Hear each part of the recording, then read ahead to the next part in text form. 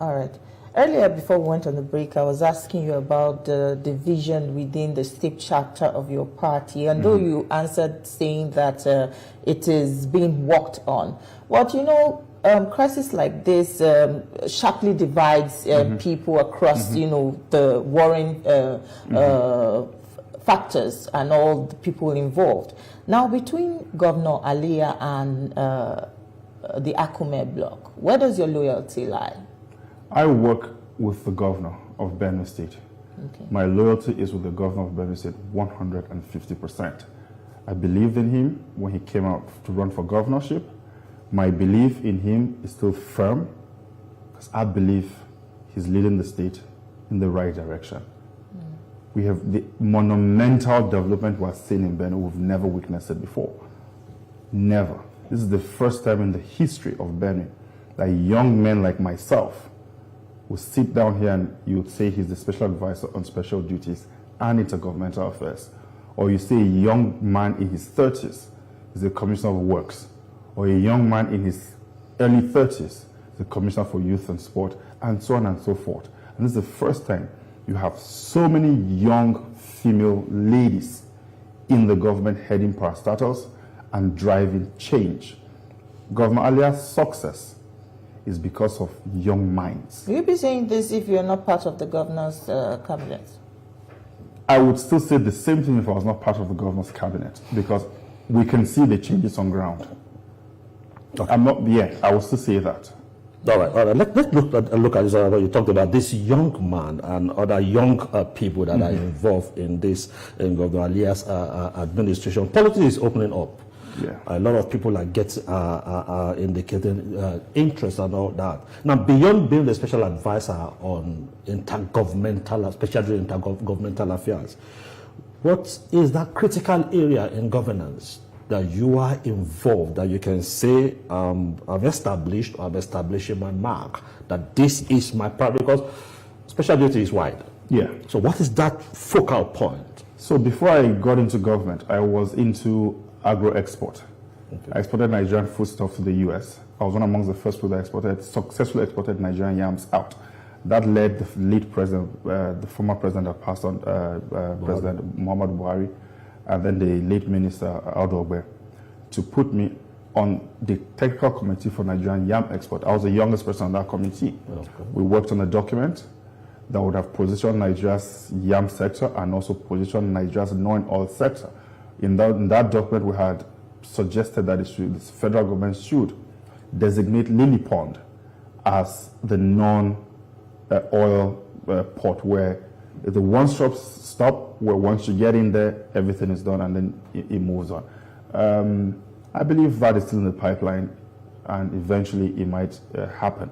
So I was heavily in the agri sector, both trainings and all of that for people that wanted to export agro-commodities. And then, of course, I was also a farmer and all of that. And public life, my dad was a politician. I'm the son to the late Paul Unongo. Oh, okay. He was once Second Republican Minister for Power, Mines and Steel. Yeah. So when it comes to tutelage of political power or how Nigerian politics is played, I believe I lent on the right person. And having said that, talked about politics coming in 2027. I strongly believe that the young person, because if you take a look at Nigeria now, there's a shift in generation. By 2027, new crop of emerging leaders will get into governance. These emerging leaders, it will close by 2031. These are the new sets of people that will lead Nigeria maybe for the next 4 decades or 3 decades before the next set comes in. So as a young leader that believes in the possibility of this country and the goodness of this country, it is mandatory and it behoves on like minds like myself to seek elective positions so that we can not antagonize the past, but then look at what they have done, what is good, what is bad, and how do we move this country of ours to where we want to get it. So for me as an individual, I intend to run for the Senate of Benue Northeast. That is, if you get the blessings of the godfathers, whether the governor or the SGF. If I get the blessings of the people, when you say the blessings of the godfathers, so that you get the blessings of your constituents, then you get the consensus of the elite. That's how it works.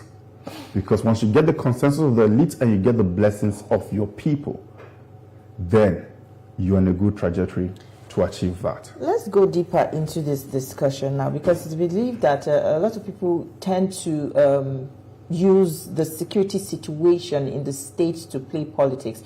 I know several times on the floor of the Senate, the issue of security has come up. What do you intend to bring differently? You've said you intend to run for Senate in 2027. What do you intend to do different from those that are already in the chamber? So you see, like I said to you, if I was a current senator serving in Benue, if I was a senator right now in the cabinet or at the Senate floor, I know that lobbying the president and my colleagues to make sure that we have these industrial areas in that place will bring a permanent solution to the insecurity we're having. I would have been on that charge doing that. Now, I'll tell you why. Some may say, oh, he's just talking. I've been an advisor on special duties and intergovernmental affairs to His Excellency Reverend Father Dr. Hyson Chimamalia for the last 2.5 years, going to 3 years. As an advisor, I have lobbied the federal government to take projects to Benue. For example, the largest fashion hub in Nigeria, which I lobbied through the current SA to the president on SMEs in the office of the vice president, went to Benue. That facility has the capacity to employ direct labor 15,000 as I talk to you now. Furthermore, I also lobbied the federal government for cottage industries for Benue. As I speak to you, those cottage industries are being installed across Benue. So when we went out for campaign with His Excellency, some of these peasant farmers were cassava farmers, which make gari. And how are they making the gari? They dry it in the sun, normal frying. As I talk to you now, we have these hydrators and then we have these fryers. And we have pillars. It has made their work significantly easy. So when you do that, their capacity to produce the gari increases. How was I able to do that? By lobbying to get those things there. Fidelis, so that is what I'll do at the National Assembly. Still talking about lobbying, this seems to be opening another vista, and this is it. The man who is there now, it's said to be on the side of the SGF. Is it that you've been brought in because you're loyal to the governor?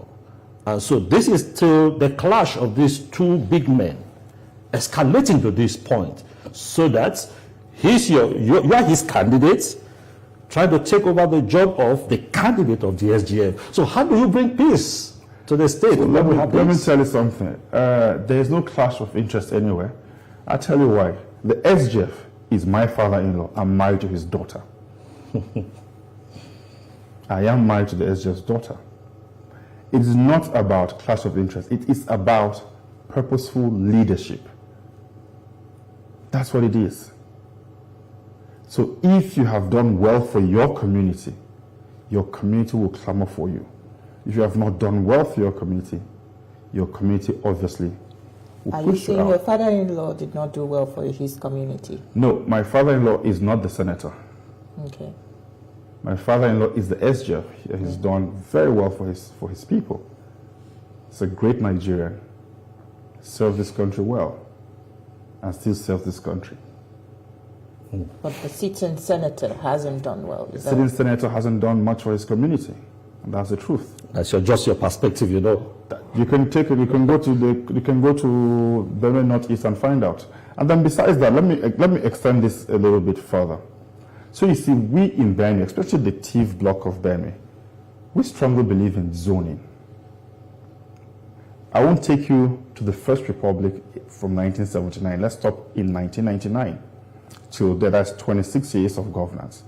In the last 26 years of governance, the Senate is divided within 3 blocks in the Benue Northeast. You have the Sankra axis, you have the J-Tra, and then you have the Kwanda block.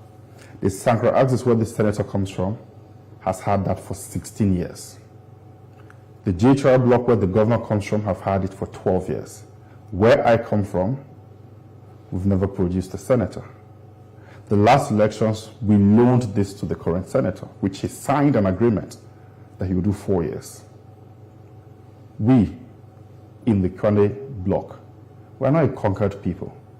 Vibrant, the most educated in Benue. The most educated in Benue. Very vibrant.